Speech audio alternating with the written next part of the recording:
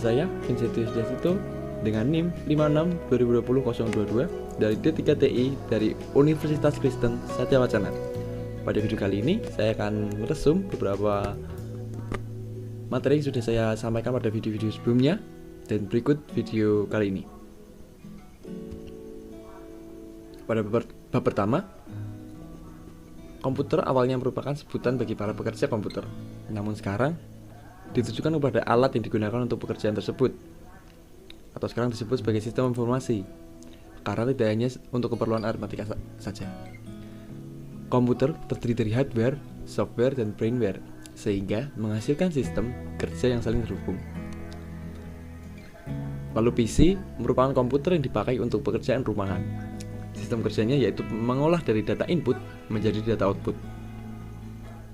Lalu ada laptop atau komputer jinjing, merupakan jenis dari komputer, namun hanya ukurannya yang lebih kecil dan lebih ringan dari PC.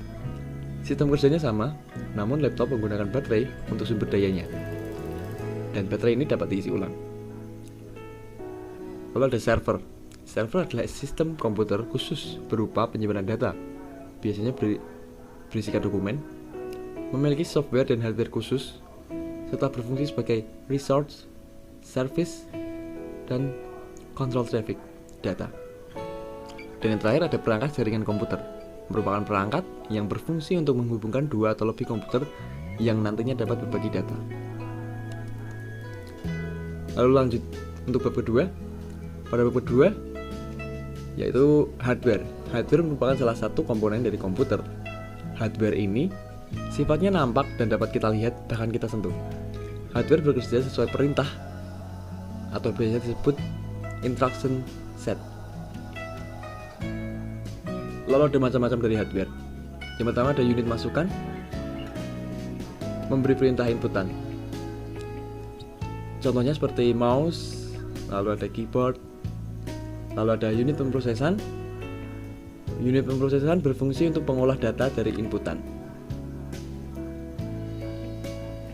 Contohnya seperti RAM, CPU, dan lain-lainnya. Lalu ada unit keluaran yang berfungsi sebagai menampilkan hasil pemrosesan atau output. Umumnya contohnya seperti monitor. Dan yang terakhir ada perangkat tambahan, contohnya seperti modem. Lalu lanjut ke untuk bab ketiga, mengenai software. Software merupakan salah satu komponen dari komputer, berbeda dengan hardware. Software memiliki sifat kasat mata dan tidak dapat kita sentuh. Software berbentuk kumpulan data perintah yang nantinya diproses oleh komponen lainnya dan ditampilkan.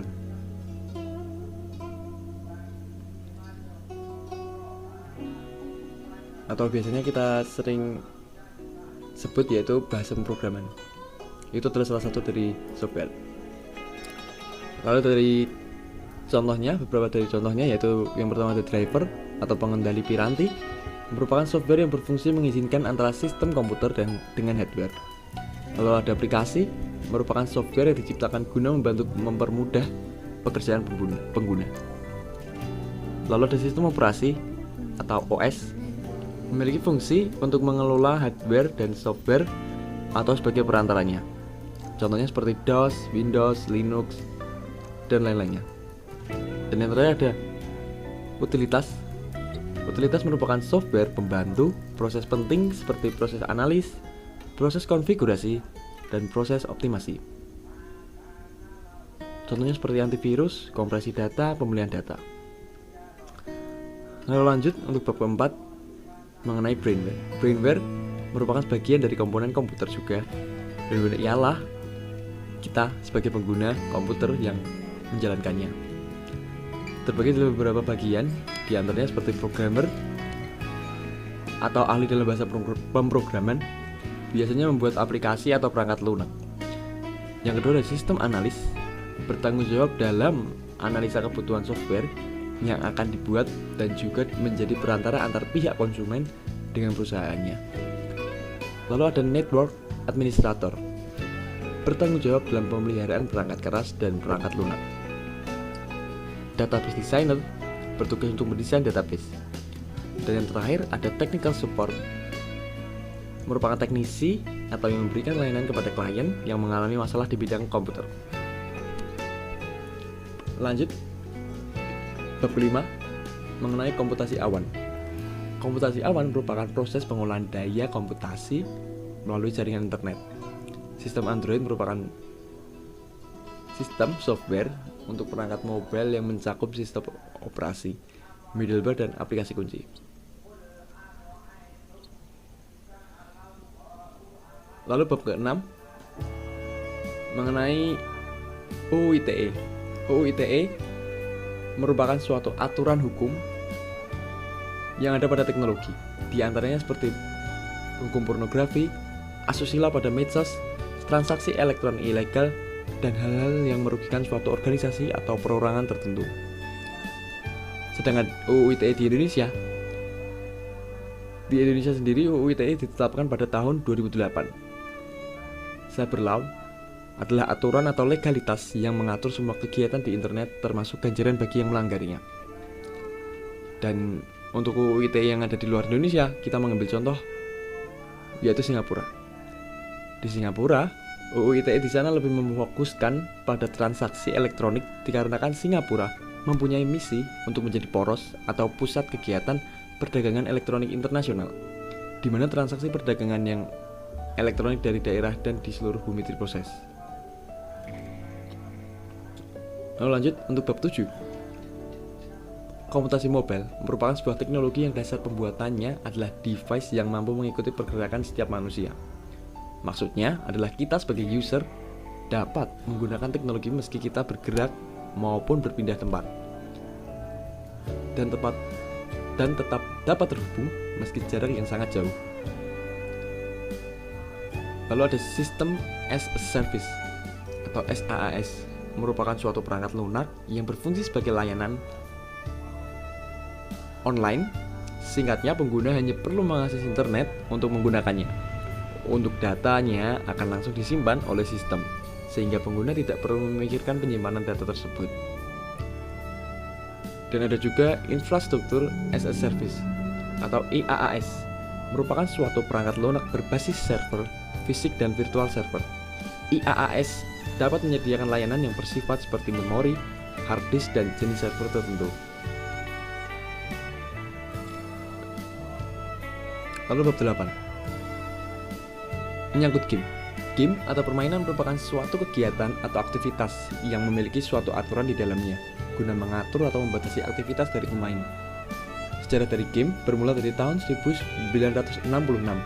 Game pertama kali diciptakan oleh Ralph Haber, dan game tersebut bernama Brown Box. Lalu berkembang menjadi game Pong pada tahun 1972, ditemukan oleh atau diciptakan oleh Nolan Bushnell dan Ted Dabney. Lalu pada tahun 1983 sampai 1995 terciptalah Nintendo yang dibuat oleh perusahaan Jepang. Sedangkan PlayStation diciptakan pada antara tahun 1995 sampai 2004. Untuk industri game sendiri di Indonesia, terkhususnya industri game pada awalnya belum terlalu menjanjikan, karena di Indonesia masih berperan sebagai distributor saja. Namun pada tahun 2005 mulailah muncul pengembang di bidang game dan sukses menciptakan gamenya sendiri dan dipasarkan. Lalu bab 9 mengenai VR dan AR.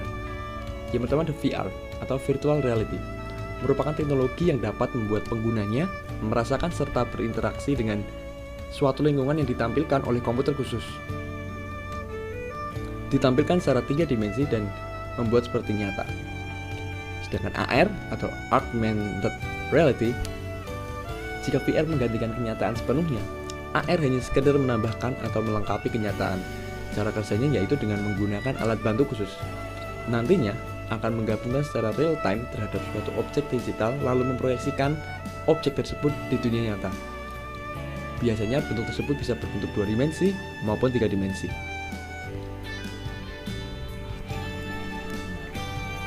VR dan AR sudah banyak dipakai di berbagai bidang dan sangat membantu bagi para pemakainya.